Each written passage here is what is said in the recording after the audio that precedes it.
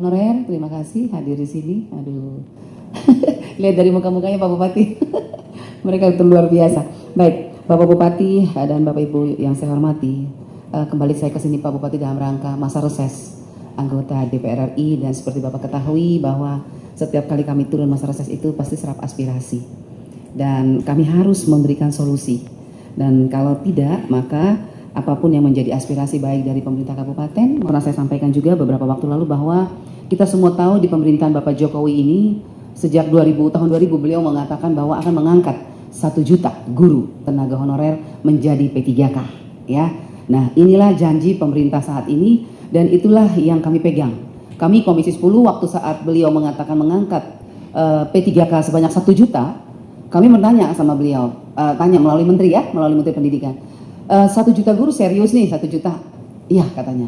Uangnya sudah siap belum? Sudah, katanya. Oke, jadi itu yang kami pegang. Terus kami tanya, Bapak Gubernur, Bapak Bupati, Bapak Wali Kota sudah tahu belum? Sudah, katanya begitu. Oke, jadi semua sudah berjalan. Oke, nanti kita akan lakukan cek di bawah. Nah, karena kami pun harus menyetujui anggarannya Pak Bupati. Jadi ketika itu saya dapat berita bahwa ada surat penegasan dari bahkan 13 Desember 2021 yang menyatakan bahwa menegaskan kepada seluruh bupati gubernur se-Indonesia untuk segera mengangkat, bahkan mengangkat dan memberikan gaji kepada guru honorer yang menjadi P3K. Nah, saya melihat Bapak langsung ke datanya Kabupaten Kupang. Di Kabupaten Kupang itu di tahun 2021, ini menurut data yang saya terima dari Kementerian Keuangan, bahwa berdasarkan surat tanggal 13 Desember, 25 Juni pun sama lampirannya tetap sama, bahwa Kabupaten Kupang mendapat alokasi anggaran itu sebesar 51 miliar dengan sasaran formasi P3K-nya itu sebesar 2.744 dengan biaya anggarannya sudah diperhitungkan sebesar 51 miliar 383.910 300, ya.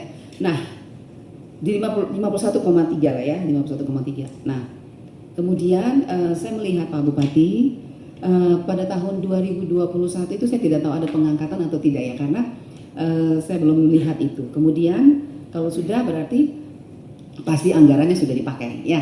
Nah, oleh sebab itu saya mohon penjelasan Pak Bupati, dari 51 miliar ini yang diberikan oleh pusat melalui dana alokasi umum, include Tidau, apakah Kabupaten Kupang sudah, yang dimana 51 miliar itu adalah sifatnya spesifik and market dan tidak bisa dipakai atau digunakan untuk belanja lainnya.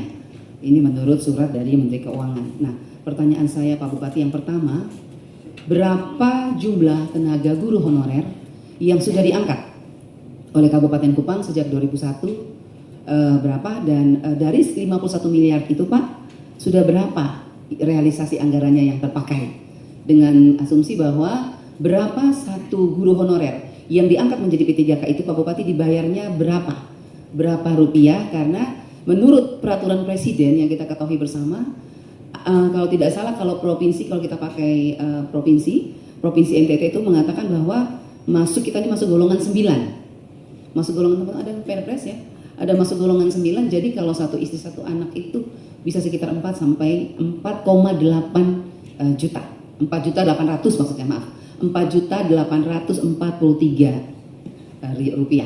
Itu menurut provinsi, karena kita ini masuk golongan 9. Nah, pertanyaan saya Pak Bupati, apakah honorer, berapa jumlah honorer yang diangkat 2001 itu berapa banyak, dan apakah mereka sudah menerima seperti itu atau hanya gaji pokok aja seperti itu? Kalau gaji pokok berarti sekitar 3 juta sekian. Nah, kalau begitu perhitungannya seperti apa Pak Bupati, maksud saya seperti itu. Kemudian pertanyaan yang kedua Pak Bupati, kenapa tahun 2022 Kabupaten Kupang tidak membuka formasi untuk P3K, yang mengakibatkan di mana tanggal 10 besok itu pusat melalui Kementerian Pendidikan akan mengumumkan guru-guru honorer yang sudah lolos P3K. Dan sangat menyedihkan karena di situ tidak ada Kabupaten Kupang dan provinsi tidak ada, karena provinsi dan Kabupaten Kupang sama 2022 tidak membuka formasi. Untuk beberapa kabupaten yang lain buka. Dan yang ketiga adalah saya mohon data real Pak Bupati. Mohon, saya lupa kemarin waktu saya kasih surat Pak Bupati seharusnya ada tuh, cuman kayaknya staf saya lupa itu masukin lembaran terakhir, ada beberapa pertanyaan. Data realisasi Pak, realisasi dari 157 itu diberikan ke siapa dan bagaimana dengan mereka, apakah pada saat pengangkatan tahun 2021 semua, kalau tidak salah sekitar 200 ya Pak ya, 200 tenaga honorer ya kalau tidak salah, atau 100? 200. Oke. Ya, ya itu Pak, maksud saya 192 lebih, apakah mereka sudah diangkat dan apakah sudah terima SK dan sudah terima gaji seharusnya ya Pak Bupati ya, dan berapa, kemudian apakah masih tersisa anggaran dari 50, maaf Pak, saya 105.023 ini Pak Bupati, bulan April besok itu akan dibuka kembali, pusat akan buka kembali, dan inilah kesempatan saya rasa untuk Kabupaten Kupang mendorong 671 Bapak Ibu guru honorer untuk kita dorong masuk ke bulan April ini supaya mereka masuk, karena mereka ini adalah Bapak Ibu guru P1 ya yang sudah lulus passing grade. Mereka ini sudah lulus passing grade dan data mereka sudah terkunci di sana. Sudah terkunci, jadi begitu Bapak buka formasi maka pasti mereka akan otomatis masuk duluan. Nah, saya melihat yang terakhir data 2023 Pak, formasi untuk Kabupaten Kupang itu ada sekitar 1.500 ya Pak ya. 1.500, saya lihat di sini ada 1.500, dan saya ingin bertanya Pak Bupati, itu 1.500 itu 1.211-nya untuk guru dan tenaga kesehatan 327 orang. Totalnya 1.538 dengan anggaran yang diperhitungkan adalah 16 miliar. Nah, pertanyaan saya, kalau setahunya saya 16 miliar ini harusnya digunakan untuk formasi 2022 yang diangkat di 2023 dan formasi 2023 gitu. Kalau yang 51 miliar itu seharusnya untuk yang formasi 2021 yang diangkat di tahun 2022 begitu. Nah, apakah 1.200 lebih ini Bapak, apakah termasuk 671 Bapak Ibu guru honorer yang sudah hampir 2 tahun mereka menunggu ini? Nah, apakah mereka masuk di dalamnya, atau jangan sampai ada lagi yang baru dan akhirnya jangan sampai mereka tertinggal begitu Pak. Karena begini Bapak Bupati, saya sebagai wakil rakyat pasti akan mendukung penuh Kabupaten Kupang, karena kita ketahui bahwa kita butuh guru Pak ya, kita butuh guru. Jadi saya ini datang ke sini mau mendorong Kabupaten Kupang, mendukung Pak Bupati bahwa ayo Pak, Kabupaten Kupang kalau bisa perlu buka formasi yang sebanyak-banyaknya. Banyak karena apa? Ini janjinya Pak Jokowi loh, 1 juta guru. Jangan sampai 1 juta guru itu dipenuhi oleh provinsi-provinsi yang lain. Nah, kita sendiri sedikit, padahal kita ini kurangan guru gitu. Tadi kemarin juga saya bilang sama provinsi Pak, karena provinsi bilang ini anggarannya, saya bilang kalau bicara anggaran ya kita buka-bukaannya aja, yang dikasih berapa, yang terpakai berapa, dan yang kurang berapa, supaya nanti tugas saya berteriak di sana Pak, ya kan? Jadi pemerintah pusat juga jangan hanya lip service, gayanya 1 juta guru, tapi uangnya nggak ada misalnya gitu, ya kan? Nah, itu nggak bisa juga gitu. Makanya nanti besok ini masuk sidang itu rencana saya akan bicara di sidang paripurna besar ya, semoga ada Menteri Keuangan. Saya akan ngomong bahwa ini bagaimana janjinya Presiden. Nah, kemudian tunjangan Pak, masih kita udah buka, bayar kan? Ya kan Pak? Nah, seperti itu Pak Bupati. Dan yang terakhir, saya siap membantu Pak Bupati dalam hal ini meminta anggaran sebanyak-banyaknya selama formasi itu dibuka dari Kabupaten Kupang pasti dengan perhitungan yang sesuai dengan peraturan yang berlaku. Nah, itu saya dari saya Pak Bupati. Sekian dan terima kasih. Ingin menyampaikan bahwa yang pertama berkaitan dengan formasi. Pada beberapa waktu lalu memang kita mengusulkan formasi itu 2.000 lebih, tetapi kemudian keluar surat dari Menpan bahwa formasi yang diberikan kepada kita itu hanya sekitar 350 formasi. Ini surat Menpannya ada.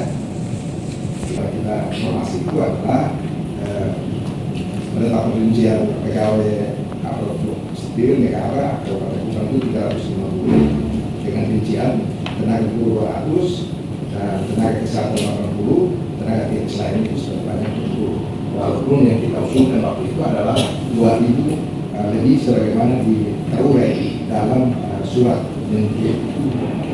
Tetapi berkenaan dengan itu kita mensyaratkan bahwa yang dapat diakomodir sesuai dengan surat Menteri Pendaya Gunaan Aparatur Negara, maka oleh Kabupaten Kupang hanya diberi informasi sebagaimana yang saya sampaikan.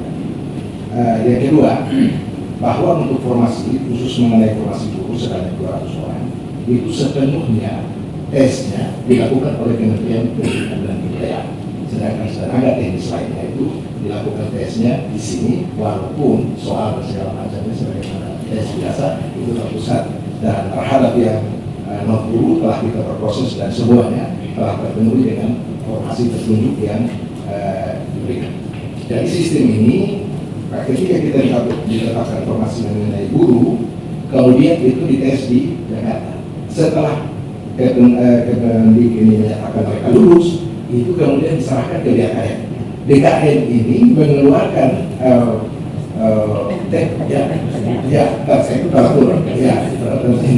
persetujuan teknis yang dulu namanya, kalau itu disebut nota persetujuan yang dapat diangkat menjadi PNS hasil tes. Itu kita hanya diberikan persetujuan sebanyak 90 orang. Dan kewenangan Bupati adalah menerbitkan surat keputusan terhadap persetujuan yang telah dikeluarkan oleh DPRD 192, dan itu adalah nota persetujuannya, dan atas dasar nota persetujuan itulah saya dapat menerbitkan surat keputusan Bupati, dan terhadap semua nota persetujuan telah saya tetapkan surat keputusan Bupati, dan mereka telah diberikan penggantian sebagaimana yang seharusnya. Karena itu di nota persetujuan dan sebagainya itu sudah diatur terkait dengan sistem penggantian.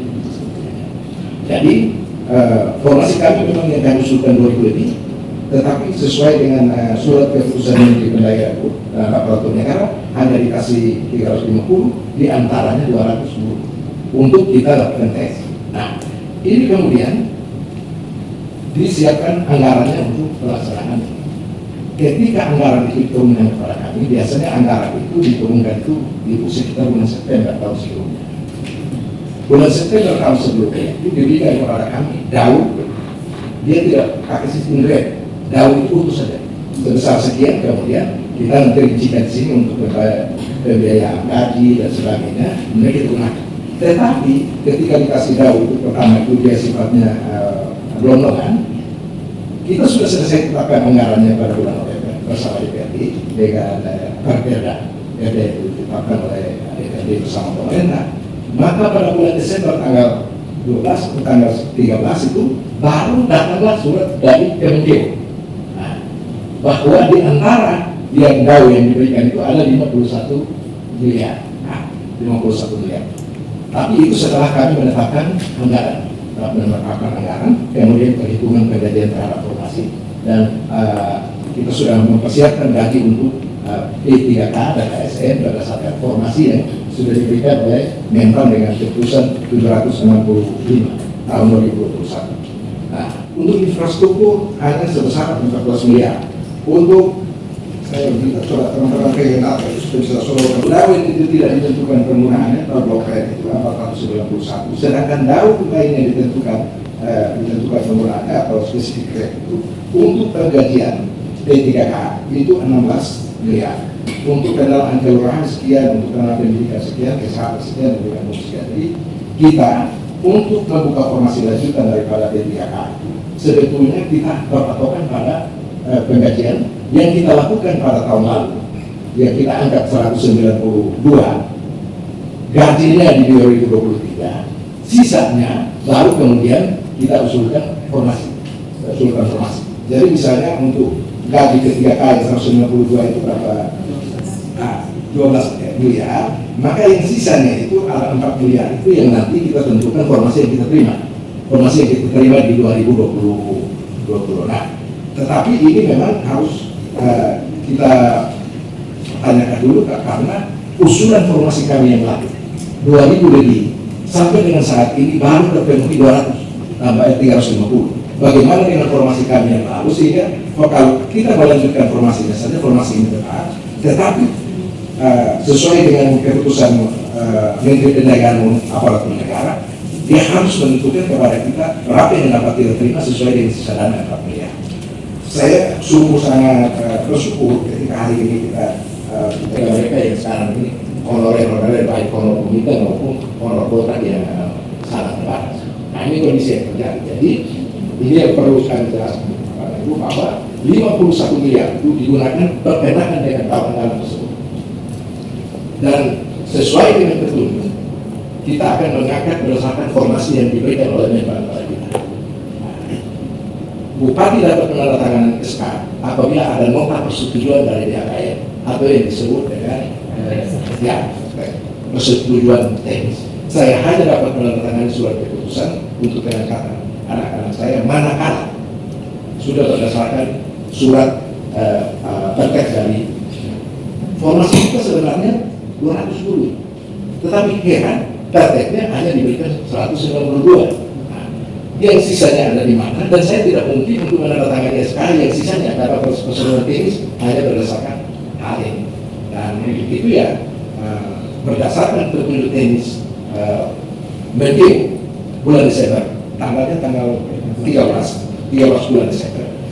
Sisa daripada dana untuk ketiga kali itu dimanfaatkan untuk pembiayaan program, harus mendapat prioritas minimal 25% untuk pengembangan ekonomi. Dan atas dasar itu, maka dana itu kita gunakan berkelanjutan, tidak dilakukan perubahan.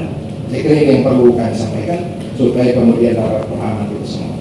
Kemudian terhadap beberapa pernyataan, pernyataan saya tidak tahu mungkin wartawan atau apa, kalimatnya yang wartawan bahwa ibu akan melaporkan Kabupaten Kupang kepada KPK. KPK karena menyimpan dan itu uang 30 uang sisa itu ada di mana? Kalau 7 menteri, uang sisanya itu digunakan untuk membiayai program, tapi prioritas minimal 25% untuk infrastruktur ekonomi. Dan semua telah ditetapkan dalam program, dan semua telah dikasih. Uang itu tidak dapat digunakan untuk penerimaan P3K untuk tahun berikutnya, karena uang itu diperuntukkan hanya untuk 1 tahun. Bahwa karena saya tidak memberikan persetujuan khusus untuk penerimaan formasi, karena saya menganggap usulan formasi saya 2.500 lebih yang kata Pak Presiden mau terima 1 juta itu, ternyata ada keputusan Menteri Pendaya Gunaan Perhubungan nomor 765. Pemerintah Kabupaten Kupang hanya diberikan guru 200. Tidak, kalau dia berikan guru, dia bilang di antara 1 juta itu dia berikan kami kebebasan untuk angkat 1.000. Kami setuju, asal ada prakteknya dari BHKM. Ini seolah-olah yang terjadi, saya ingin mempersulit anak-anak saya, karena anak-anak saya sudah lulus. Mereka lulus, tes di Jakarta, mereka lulus sudah memenuhi segala macam. Tetapi persetujuan teknis dari BHKM hanya diberikan 192. Dan berdasarkan peraturan perundang-undangan, saya hanya dapat menandatangani surat keputusan manakala sudah ada persetujuan teknis dari BHKM. Jadi ini supaya jangan ini bahwa saya sendiri, kita di Kabupaten Kupang ini, ibu jadi DPR di sana, saya tiap hari hidup dengan mereka. Tetesan air mata ini secara terus menerus. Jadinya sekian banyak, tapi justru itu tidak ada. Sekarang saya buka, saya menghadap ke pusat, saya langsung ke Menpan, dan hari Minggu saya berangkat. Saya buka kembali informasi kekurangan saya masih 2.300 perkara. Silakan dites oleh pusat, kemudian berikan saya nota persetujuan, kemudian pusat menyiapkan uang terhadap 2.500 untuk dibayar. Sepanjang uang itu tidak ada, saya tidak dapat membayarnya karena memang ya kita daerah seperti ini kita punya kemampuan seperti apa. Dan perlu saya sampaikan kepada ibu anggota dewan yang saya hormati, Kabupaten Kupang ini untuk membayar tenaga kontrak saja 1 tahun itu kita kasih keluar 68 miliar untuk ya, dan ada petunjuk untuk memberhentikan tenaga kontrak. Dan sampai dengan hari ini saya tidak mau untuk melaksanakan itu. Anak-anak saya tidak mau berhentikan, walaupun saya ditegur oleh Gubernur Nusa Tenggara Timur, karena Pak Gubernur Nusa Tenggara Timur telah memberhentikan tenaga kontrak 1.000, Kota Kupang telah memberhentikan tenaga kontrak 900. Kabupaten Kupang, saya mau bela diri untuk memberhentikan tenaga kontrak, saya mau saja. Saya bukan. Karena itu saya mau menghibur, bukan saya. Ini susah. Ini nanti yang tadinya seolah-olah Kupang tidak mau angkat. Ya. Kenapa formasinya 1.000 tapi Kabupaten Kupang hanya 200? Karena ada surat Menpan nomor 765 tahun 2021. Bapak hanya boleh memiliki informasi untuk guru 200 dan sebagainya. Sudah guru 200, yang lulus 600, dikasih nomor persetujuan itu hanya 192. Kemudian saya disuruh kenapa tidak tekan 200. Ini kan logika tidak diterima. Kalau kasih saya 51 miliar, berikan kepada saya informasi sebesar 51 miliar. supaya saya angkat dan tidak menjadi permasalahan. Saya kira ini yang perlu saya sampaikan, dan perlu saya telah membuat surat klarifikasi supaya disampaikan juga kepada pers, supaya ada jangan lagi ada pendapat seolah-olah ini dana sebesar 51 miliar ini saya makan atau saya sembunyikan atau apa. Ibu, saya 51 miliar tapi saya laksanakan kewajiban sesuai keputusannya. Provinsi 157 miliar tidak ada satu terhadap kontrak pun, tidak laporkan ke KPK, malah saya dilaporkan. Ini logika dari mana? Jadi saya mohon ya ini supaya kemudian ini ya kita lakukan klarifikasi supaya jangan menimbulkan keresahan seolah-olah antara pemerintah dan rakyat ini tidak nyambung, ini dengan ini tidak nyambung, segala macam tidak nyambung. Ya kita menjadi orang tua di Kabupaten Kupang ini menjadi seperti daerah, seolah-olah yang diulang ini disembunyikan dan sebagainya. Itu ya nanti kita lakukan klarifikasi terus. Dan saya mohon yang hormat itu tolong sampaikan, kalau kami ajukan formasi kami sudah 2.500. Tolong Menpan terbitkan surat keputusan bagi kami untuk beri kami formasi dari 1 juta itu, berikan saja kami 2.000 formasi. Kita lakukan tes. Kemudian kalau mereka masuk, saya bilang ini pasti perjuangan ini. Sehingga kita tidak ada uraian khusus. Sehingga kalau uangnya kita tidak pakai untuk angkat pegawai, kemana? Tapi kalau saya dikasih angkat pegawai ini, dapat kuliah ini, kasih saya persetujuan hari ini, besok pagi saya tanda tangan sekarang karena saya khusus dapat kuliah. Ya. Saya kira ini, terima kasih, dan apabila ini penjelasan saya ada yang kurang, barangkali mengenai data-data teknisnya, perkenalan nanti ada yang kurang Ibu, nanti disampaikan secara tertulis. Tapi kalau memang ada hal teknis lain yang harus dijelaskan dan saya belum dapat jelaskan, berikut ada Bapeda yang merencanakan pemanfaatan keuangan, kemudian ada DPR dan provinsi yang mengesahkan anggaran tahun 2020. Itu bisa diminta penjelasan supaya kemudian ini semua bisa terlihat. Dalam penjelasan saya ada yang kurang, saya mohon maaf yang